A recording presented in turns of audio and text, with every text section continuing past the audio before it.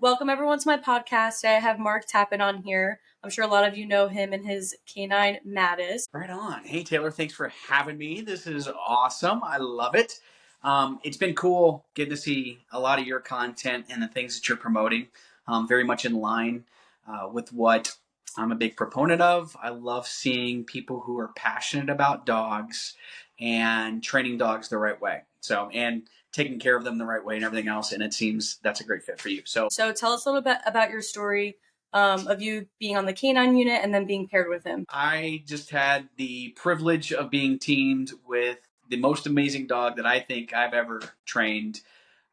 Made me look a lot better than I am, and that's Mattis. He's a German Shepherd. He actually turns 11 today, the 28th. No way. Yeah, it's his birthday. Happy birthday. Yeah. So, police officer in the city of Alpharetta. I was on the K9 unit, teamed with Mattis for 6.5 years. Before that, I had another dog named Nico. And I kind of got into K9, passionate about dogs, didn't know a lot about training. And I thought we were training to a very low standard when I was first there. And so I kind of complained about it. I said, hey, we suck. And I had a boss that I don't know his motivation, but I'm glad that he had whatever motivation he did. And he said, well, why don't you do something about it? And so I went to a trainer school and kind of adopted the philosophy of learn from as many people as you possibly can, take the good, leave the bad. And that's kind of how we adapted and got the unit to where we were. And we were a super successful team. He made lots of arrests. He made lots of apprehensions. He found lots of drugs, tracked lots of people, more than any of the other dogs combined in the history of our department. Oh, wow. Won lots of awards, including a Purple Heart. He got injured in the line of duty and in an act of valor. So he won a Purple Heart. And then we went on to America's Top Dog and won our episode and then came in second in the champion. So that's kind of us in a nutshell, I guess. That's so exciting. How did America's Top Dog go? It was incredible, and it was one because he got hurt very early on in his career, 2016, and kind of our popularity grew on Instagram. And one of the things, like I mentioned before, is I like to grab lots of different teaching in the dog realm, because what I started to see was it was very much, I did martial arts growing up, and martial arts used to be very much your kung fu's no good, my kung fu's good. Let's compare it. And I was seeing that in the dog world. And then what you see in the fighting world is the rise of UFC, where it was your kung fu's no good. And then the guy's like, well, if I learn your kung fu and jujitsu and karate and wrestling, if I combine all these, I'm going to be a mixed martial artist. I'm going to be able to beat you. And so that was kind of my philosophy going into it. And one of the things I really focused on with Mattis too, just because of the kind of dog he was. He's not defiant at all. He's very calm, but fierce at the same time. He's a thinker as a dog. And so I wanted to remove as much conflict as I could in the handling of Mattis, which meant I had to be a better trainer. And so I took criticism for that in the police world, right? Because it's very much all compulsion, which is I have no problem with. But at the same time, I wanted to, wherever I could, redirect drives rather than cap drives. Yeah. And so that's where I really focused on with Mattis. And I took some, in two, I made him, like a lot of in the private world, if you have a demonstration dog, you have to take it in front of people. That's your dog with you all the time. And so the level that you train to sometimes is a lot higher than the police, because we're like, oh, it's just a tool. You put it in the backyard. It goes to work with you. And it goes back in the backyard. No one touches it but you. But with private trainers, I saw these dogs that could interact with people. They could take anywhere, but could still do the sports side.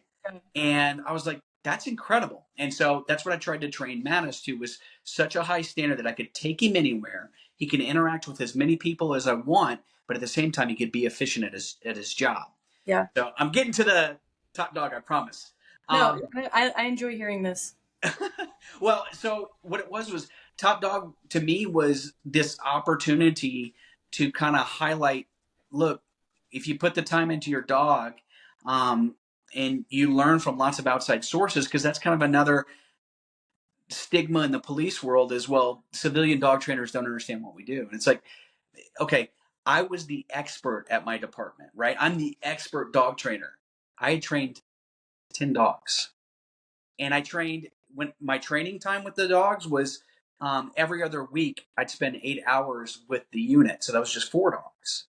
Where these private trainers, you're training 4 dogs a day, Yeah. right? You're training hundreds of dogs. I'm Yeah. training too high drive dogs that are super easy to train, where you're having to train behavioral problems and dogs that have no drives. And so it's such a higher. And so that's one of the stigmas too. And I took criticism for. So I was very excited to go on America's Top Dog and show, hey, this is what my dog can do. And truth be told, it's because he's so intuitive that we did well. Not that I'm a good trainer. Well, don't discredit. What is your most notable memory while working with him? Most notable, it's funny, and this is actually a story not in the book, which I think we'll talk about later. Yeah. But it's one of my favorite stories, and it's because he saved someone's life in it, right? So he's got the Purple Heart, which is what people mostly want to talk about. And there's other great stories that taught me so many lessons. But there's this one where a guy had run off from a traffic stop, and I wasn't into work yet, and so they actually called a dog from another jurisdiction to come and track the guy it was the passenger that had run off. And it was strictly a track. It wasn't a bite. It was just because the guy ran off. So there's no charges. They're just trying to find the guy because we're trying to figure out why did he run. And so I was a little disappointed because I was coming into work and I was hearing all this stuff happening. And I'm like, why didn't you call me instead of calling the next jurisdiction? But the dog that they had was excellent. And they were doing a fantastic job. So I begrudgingly just told him, okay, I'll go sit on the perimeter. And a buddy of mine and me, and then of course I had Mattis just on this. It was on perimeter, and we were blocked off from the area that the dog was searching by a fence, and we were right on the freeway. And so they're tracking and they're giving their location, and I know I'm kind of on the top end, the north side of where they're searching from. They're searching from south to north, and an officer that was north of where I was, so the very top end of the perimeter, actually the suspect ran into the edge of the perimeter, and they start running right towards my position, like around this building that's being constructed. And so I'm like, I hear where the dog is, and the dog is probably 3/4 of a mile south of where the guy is. And I have officers that are in a foot chase, and they're running right at me. So I'm like, okay, we're entering their perimeter with my backup and my dog, and we start to run to cut them off. And once again, this is a no bite situation at the time. Um, and so the guy's running, he's looking over his back shoulder. There's this big construction. He's running perpendicular to where I'm coming. So he's running this way, I'm coming this way. And looking over his back shoulder because he's got police chasing him from the other side. He thinks they've kind of fallen back because they couldn't keep up with him. And I'm there's a funny part of the story too. Like, I'm coming around. I don't know exactly where he is because they've lost sight, but I know I think it's a little further north. And so there's this construction site, and there's these workers there, and they don't speak any English. They only speak Spanish, and my Spanish is awful. And I'm trying to commandeer a vehicle, which is the first time ever in my career. I was like trying. I was so excited I get to commandeer a vehicle, but I don't speak good Spanish, so I'm like, yo necesito coche, and they're just like looking at me like I'm crazy. And Well, you at got least it. you got car right. What's that? At least you got car I right. think so. And they're looking at me like, what? And they see like it's two guys and then this humongous dog. Mattis is a big dog. And there's all these trucks, and the guy, it looks like it clicks in his head, like I must have said it kind of right. And he's like, oh, vámonos. And he goes over and he goes to this like tiny little Volkswagen Rabbit that is like piled full of, and I'm like, oh, this is not gonna work. Right? Like, no, this is too small. And just then, though, I see the guy coming around the construction site. I'm like, oh, never mind, though, you know, and take off running to where the guy's running. And we come around probably about 70 yards away from the guy, and I say, let me see your hands. And my other guy, the guy that's with me, another officer, fantastic officer, but he's also an officer that has been using on a traffic stop, and the driver of the car jumped out and shot him. six Oh, times. oh my God. So he has that. He's a very tactically sound. He's on the SWAT team at this point. And here's the guy, and we say, "Let me see your hands." You see the guy take a deep breath. He throws one hand up in the air and he goes, he reaches into his waistline and starts pulling out something metallic out of his pocket. And so my buddy starts taking the slack out of his rifle that he had with him to take the shot. And I send Mattis on a bite and move to the side to get an angle so I can take a shot at the same time. Mattis, before we know it, before the guy can even come up and we can identify what's in his hand, Mattis nails the dude, drops him to the ground, and a cell phone falls out of his hand. And I rush the guy. We get him into custody, and the guy told us after he was trying to get us to shoot him because he didn't want to go back to jail. And so that has a lasting impression on me because of the courageousness of my dog and the speed, the intensity, and the efficiency that he did his job. He saved a life. Yeah. And to me, that means the world, right? Yeah. Is in a situation because it was funny. Construction workers like, we can't believe you didn't shoot him. They told us that after the fact, and it would have been a justified shoot, but we would have had to carry that with us the rest of our lives, that we took a life, even though justified. Like, you can interpret why we did what we did. It's still, at the end of the day, he was trying to get us to do something, and he didn't have a gun, Yeah. right? So that would have been something I carried with me for the rest of my life. And because of my dog and what he did, not only is my conscience clear, but also that guy still has a life. So that meant a lot to me, and that's the one that stands out the most of any story that we've been on. Yeah, that's amazing because I think too, obviously I can't speak for someone else's state of mind, but when things are just crazy, like you could think that you want one thing and, Mm-hmm. be like, oh, I regret that. Like I'm glad that they didn't shoot me because I don't want to die. So Yeah. that's really awesome. Um, wow. Well, thank you for sharing that story. Um, Okay, so someone wanted to know, when did you know that it was time for Mattis to retire, or was it a forced retirement? That's an interesting question. So I did notice as he would like when it was getting towards the end, he had a slight hitch in his step. He's got something called, at that time it was undiagnosed. It's uh, gastrocnemius fibrosis in his Okay. back right leg. So it's the hardening of the gastric muscle that runs down his leg, and he had a slight hitch in his step. So he's slowing down just a tad, and he wouldn't do certain things that he would do before, um, like jumping over a 6 foot wall. Right? He would try to avoid that. We have an obstacle course, and it had a 6 foot, a 5 foot, and a 4 foot. And before, he would just fly over the 6 foot, and now he would kind of opt towards the five, go towards the four if he could. So I noticed there was something going on where it was slowing him down a tad. Um, so that was the one thing. It was like I had to medically retire my first dog too. We missed a suspect. He was going blind in his left eye, and we missed a suspect on the left side. Turned out okay, but the guy could have jumped me, and I'm glad he didn't. And it was one that's very real for me, and the department's very supportive in the fact that we don't want dogs to get hurt.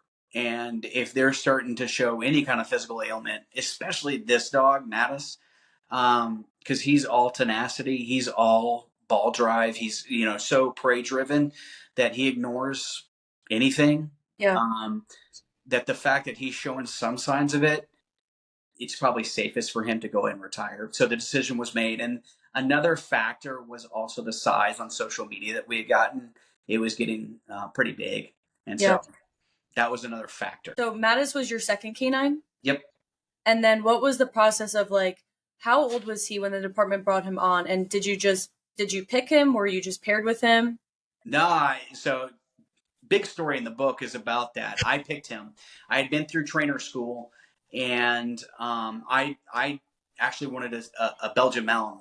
I wanted a pocket rocket Belgian Malinois because that's the trainer that I went to. Jeff Franklin of Cobra K9. He had a little Belgian Malinois, 65 pound, named Abby, and she was an amazing dog. She was super stable, but her work was incredible. And so in my mind, I was like, okay, we're going Belgian Malinois. My first dog was a German Shepherd, and he had some issues, just stubbornness, and he was very distracted on tracks. He was very rank driven, and so like because of those reasons, I was like, okay, Belgian Malinois, that's the perfect dog. And so I went to test dogs, and they had probably a dozen dogs. Half of them were Mals, and then they had one dog that wasn't supposed to be a police dog. He was a personal protection dog, but the buyer had backed out. And they're like, "Hey, do you mind if we just get this dog out? It's a big old German Shepherd. We know you don't want him, but we're just trying to get him some exercise so that we might end up training him as a police dog. We don't know." And so I started testing all the dogs, and the last dog to get out was this humongous, beautiful German Shepherd named K9. And I started testing this dog, and the dog was off the charts. Like anything the other dogs did, he did it better tenfold. It was incredible. And the last test that I do after I do the hunt drive, I do prey drive, I do perseverance, and then I get into some fight. Actually, I do a passive decoy test first, where I throw on comp suit, so super thin, and I just stand in the corner with my arms crossed, facing away from the dog, and let the dog engage. And some dogs would come up and just kind of muzzle punch you and try to figure out if you're really a decoy. Then once you kind of move, they'll latch on. Yeah. Um, and then once the fight's on, they'll be engaged. Mattis could care less that I was stationary and passive. He came in and absolutely destroyed me. I mean, he bit me right on the backside of my elbow. That hurt. Oh my gosh. I couldn't open my hand for 3 days. I was like, that is the hardest biting dog. But I took the other dogs, all the other dogs. He was the last one to go. And the cool thing too, like all the other dogs, when they came into the room, they're foaming at the mouth. They're barking like crazy. They know what time it is. They know all the other dogs are going nuts. They know that they're about to get the bite suit. They're going nuts. Mattis walks in, last dog, calm. And all he does is he sizes. I had a bite suit on. He looks at me. He looks at everyone else in the room. And he's like, I don't care who you tell me to nuke. I'm going to nuke somebody. But not barking, just focused. I was like, that dog crazy, man. I love it.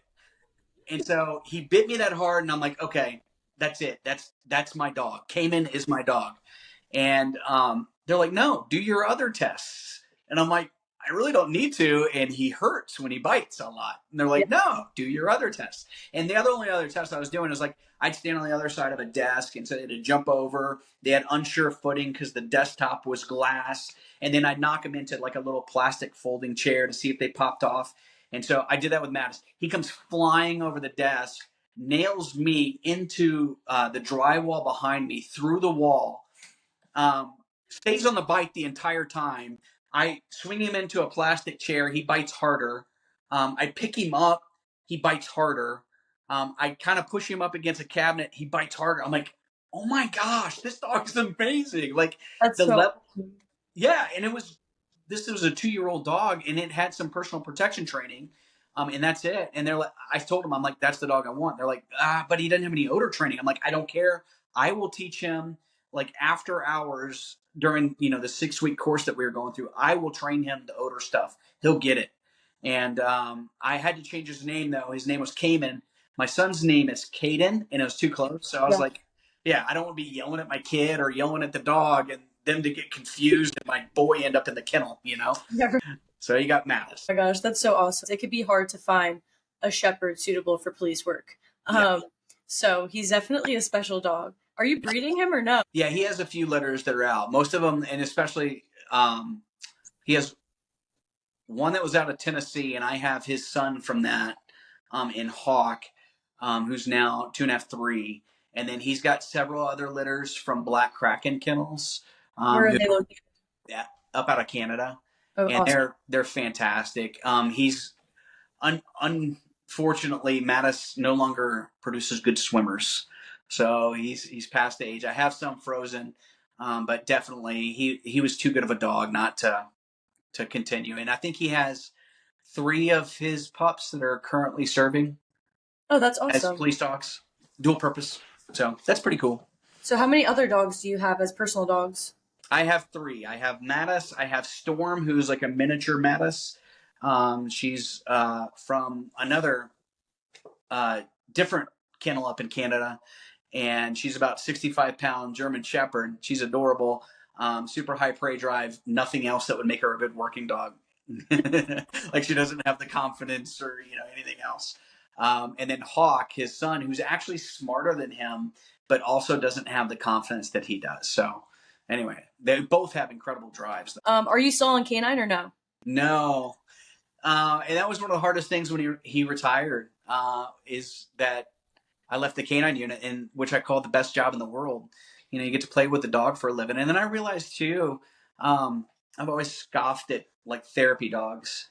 And what I realized as a police officer, you carry around a lot of dark things, and having a dog in the car was one of the best forms of therapy that I could have ever asked for. Yeah. Was no matter the death, the evil, whatever I saw that day, I always had his huge head on my shoulder, and his hot breath, and I could just scratch his head, and it made everything better. Or I had to take him out and play ball after seeing something that was tragic, Yeah. and that, to him, ball was life, and being with me was life, and that was pretty special. So I definitely miss it. It is the best job in the world, and I loved having a dog every day. Yeah, I could definitely see that. They keep us going even if we're having a hard time for sure. All right, so the star of the show, tell us about your book and where we could get it. Yeah, well, you can get it anywhere you get books from. It'll be June 4th is when it's available. There it is, A Dog Named Mattis. And it's actually 12 lessons for living courageously, serving selflessly, and building bridges from a heroic canine officer. And this book just came from a place of like I said, is you look at dogs, and you see this incredible zeal for life, this incredible love and bond that they have with handlers. And a lot of times it's convicting for me, right? It's because I'll have a bad attitude about something, and I never see that in him. He always has a great attitude. He doesn't worry about anything. He's courageous. He perseveres through pain and doesn't quit. And so what I did with this book is basically different deployments that we went on, or his training even, or when he got hurt. Like it has all these stories and things that I've learned from my dog, that I think have made me a better person, just because of the way that he lives his life. I think we could all learn something from dogs and their outlook on things. I'm really excited to read the book. I used to read a lot when I was little, but I definitely took a long break. So I think your book is going to pull me out of reading retirement. Well, I can say, if you want to go Audible, I narrated the Audible as well. So if you Oh, want that's to get awesome. the audio version, because I know a lot of people are into that, Yeah. I read it, so it's from my perspective. Oh, that's so awesome. Yeah, that's definitely a good option too. Well, thank you so much for sharing your story with us and talking about Mattis and talking about your book. Like he said, it'll be out on June 4th. I appreciate you coming on here today onto my podcast. My pleasure, and please keep putting out the great content that you're doing. I love it. So, thank you everyone for joining and we hope you have a great day.